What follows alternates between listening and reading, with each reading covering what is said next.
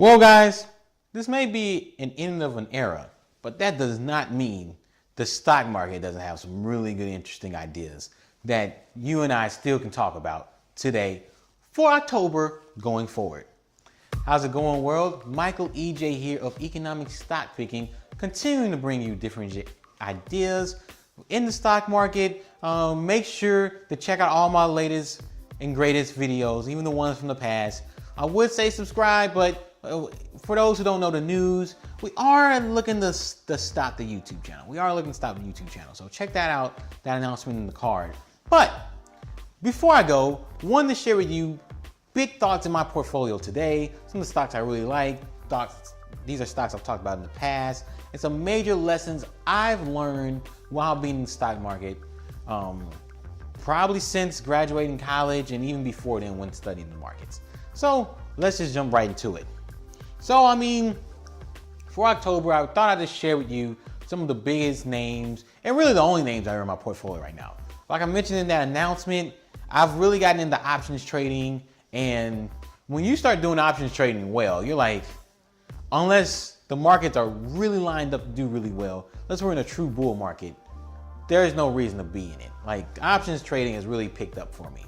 But I do still hold a few single name stocks before I transition over to using more ETFs for stocks. And a lot of them are names you already heard. I've talked about in the past. I've done videos on, maybe even multiple videos on. So let's just jump right in. First, my favorite company of all time, NVIDIA. Look, there's still value there. There's still plenty of room to run. It's not going to end. The artificial intelligence wave is just going to continue to grow more and more. They continue to get more clients, more and more clients. I don't know, man. I don't know why anybody should buy any other stock. It's that good. NVIDIA is that good, that strong, premium product, great brand, great technology. You need to buy this stock, all right? You need to hop on it today because it can shoot off to the moon. It's already somewhat done it. If you were invested in 2015, since then it's already done it. It can do it even more. So we already know about my love for that company. The trade desk is one where people kind of forgot about that company. That's one where unless you're really watching my channel or you're really connected to the markets and connect to disruption using data, where the trade desk comes in. So I would definitely suggest, if you're feeling a little bit more on the riskier side, hop on the trade desk. Trade desk has an interesting value proposition for advertisers, for larger companies, kind of saving them time, giving them different analytics for that. Competition, to me, they don't have any true competition that's really focused on it like they are. So this is definitely a name that I can see continuing to do well for years to come. Might get a little bumpy and a little rocky, but definitely look into them. Some other names, Supernus Pharmaceuticals. I talked about them a few months ago. I still like them a lot. Trying to create drugs for epilepsy and the sorts, really good. MSCI, I'm still holding on to that stock. It's paid off really well. I've held them since February, continue to hold them. They're all things benchmarks. For not just for my day job as working for a pension, do we use like MSCI benchmarks a lot. They customize different things. They help solve problems. They have like special risk analytics. And as the markets continue to grow, especially China, the Chinese markets, financial markets continue to grow. And just in that region, this is a company that's going to benefit more than any other. Like there's a couple of large beneficiaries, but this is one of the major ones. So of course, we got Facebook and Google. I've talked about those names, mainly Facebook, talked about that a lot.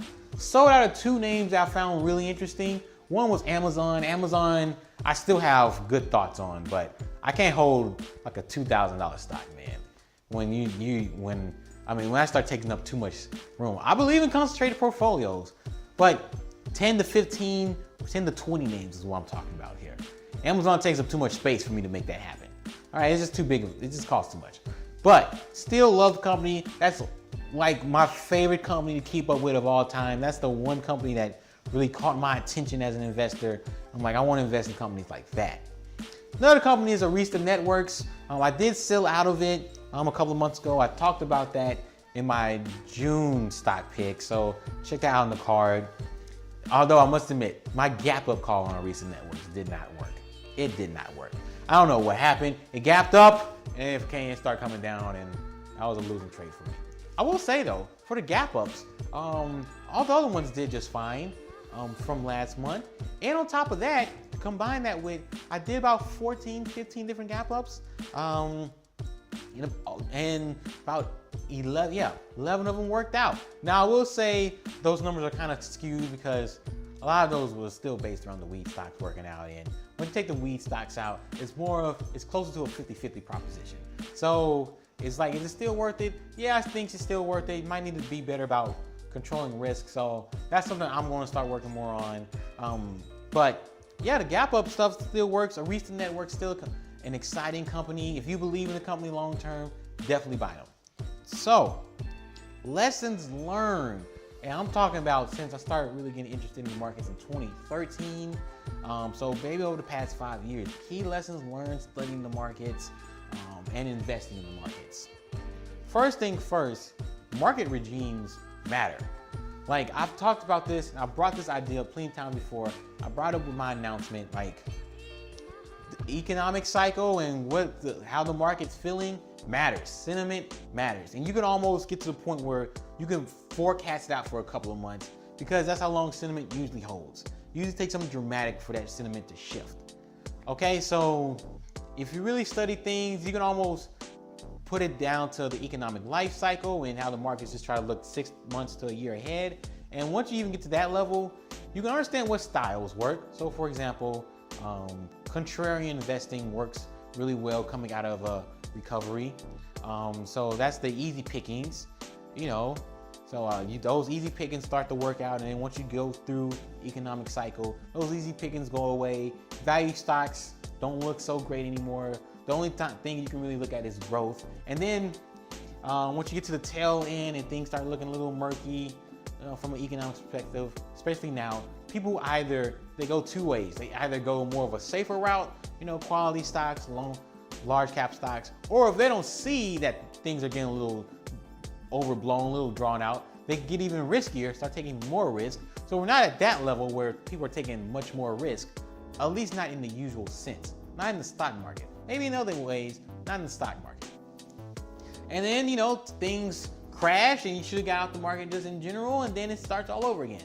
So once you get used to timing that and really figuring that out, you can get it down to what kind of stocks you should be in and even what sectors you should be invested in. I mean, once you start getting there, it's kind of like, well, all this work you do on, company specific stocks, is it even worth it if you can almost time it like that? So that's still a debate I'm still struggling with a little bit. We'll say that, but that helps figure out things, especially when it comes to what to put money behind. My next incremental dollar I'm adding to my portfolio. Next one is, being a trader is hard. Being a trader is really, really hard. Like it's something that I realized, like, even with the gap ups and gap downs, I'm much more comfortable doing that because that's more a higher probability than what a typical trader would do. Cut losses really quick. Try to have the winners run as long as they can. Like, I don't know, you could be cutting a lot of losses that the winners can't make up for. So that part is uncomfortable, but the time, the attention, the effort to be a really good trader, and to be honest, to become a really good trader, you don't need to just trade gap ups. You need to trade gap downs. You need to trade up and down. Like betting on stock going up and down. If you're afraid to trade down, like, to be honest, I am. I'm a little afraid to short because, man, when it works against you, it is painful. So I don't short. If you have the stomach to short, like, trading can work. But if you don't, I think it's hard. Because, yeah, you can trade and do well during the good times, but what about the rocky times like now, or even the bad times, right? So being a trader is just hard, man. I don't know how people do it for a living. Maybe the day traders have a little bit of advantage. I can see how they can have an advantage, especially if you're trading on a platform that's commission free like Robinhood. Maybe, but I don't know. Trading is just hard. Lastly, is something I mentioned in one of my hedge fund lessons, and it's that Variant perception is the key to stock picking. So if you're gonna still pick stocks, you're still interested in looking at stocks time, you need to not just consider the fundamentals of the company, but you need to consider the sentiment. You need to consider what other investors are thinking about this company. Best way is to understand the valuation. Why is the multiple where it's at today? But you also need to look at other investors. Go read some Seeking Alpha articles on it, or just do some general research on what investors are talking about with this stock. And if you agree, then you're not really that differentiated.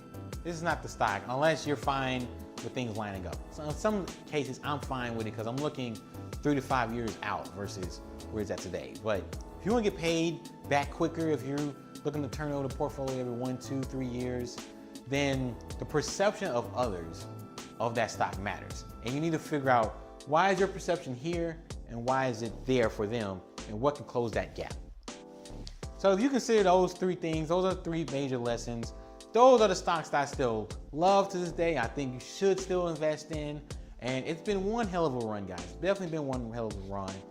Watch out. I'm going to talk about my sports analytics channel maybe later on once I actually get the idea more put together. Once I have more time to put things together for it. But I want to thank you all so much again for helping me through this journey. Stay tuned. Maybe I'll put up a video every once in a while. But buy those stocks. Remember these lessons. And I'll see you one day. Not soon, one day. Peace.